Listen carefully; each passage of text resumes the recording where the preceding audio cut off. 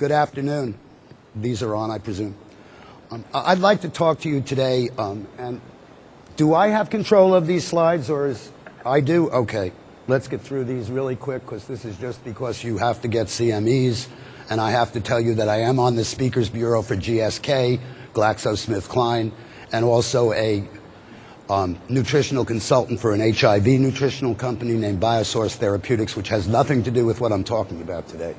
What I'd like to talk to you about is something that I find thoroughly fascinating.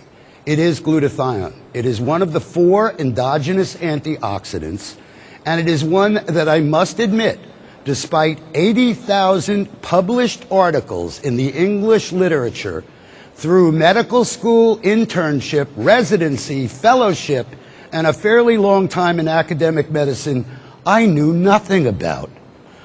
It is a very interesting molecule because it exists in an accelerated or increased energy state.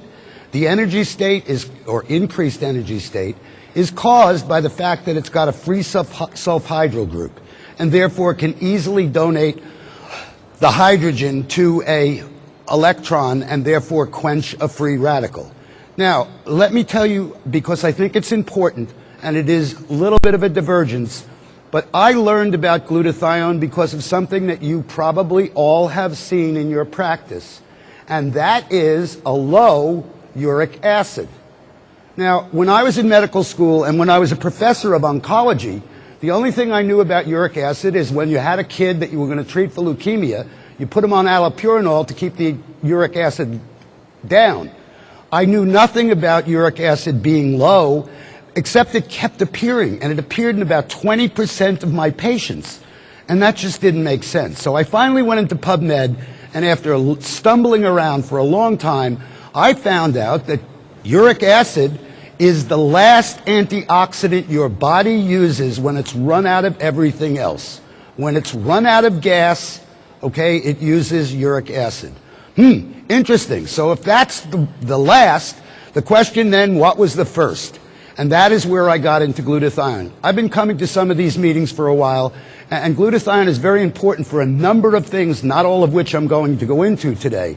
But in point of fact, it has a great deal to do with not only well-being, okay, but aging well, or if you will, retarding the aging process.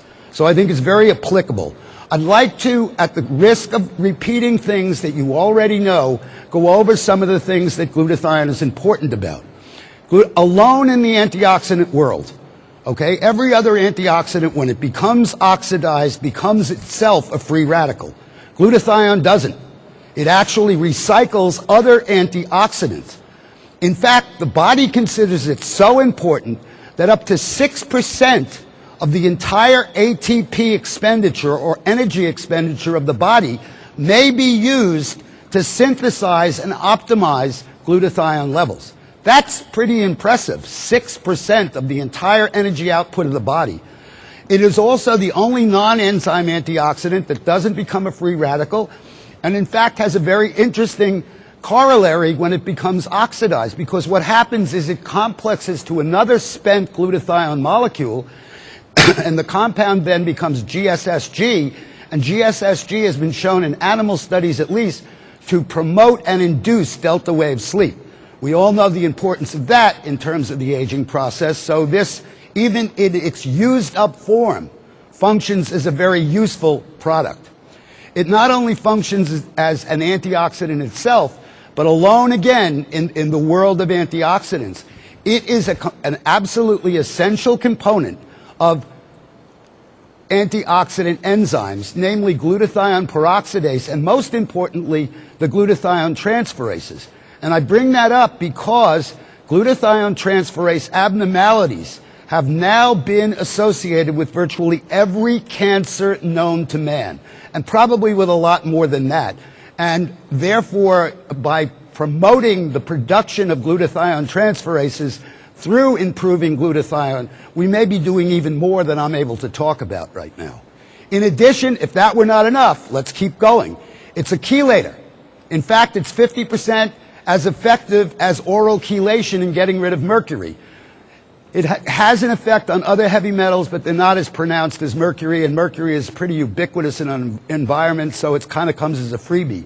And it detoxifies organic pollutants, perhaps the best known one of which is the 2-carbon fragment that we know as alcohol.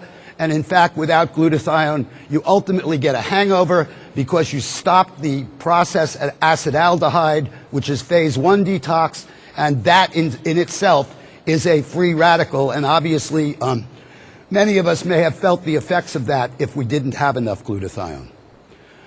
Now, why is it important in aging? Well, these are old data, and I think they're probably not as robust as they should be, but I'll give you what is available now. Glutathione levels decrease with age. The data would suggest it's 1% a year beginning in the 20s. I think that's too little, too late, but that's only my opinion right now. I haven't proved it.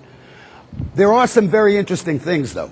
Age-matched normals, okay, reveal that anybody at, say, 45 who's had his first heart attack or has asthma or whatever other disease you want to use has a lower glutathione level than somebody of that age who's well.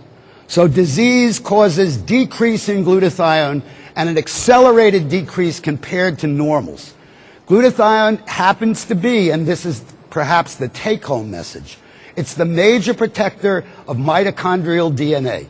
Mitochondrial DNA is that DNA within the cells that's responsible, if you will, for the electron transport chain that produces every bit of energy in your body. And we know from pathologic data that if you take a biopsy from a 90-year-old and compare it to a biopsy in a 5-year-old, the mitochondrial DNA in the 90-year-old is only 5% normal compared to the 5-year-old. So obviously we destroy our mitochondrial DNA, we destroy our energy, and we age. Maintenance of normal mitochondrial DNA is directly correlated, and it's got an R value above 9.9 with aging. So the higher your glutathione, the less you age. And I think the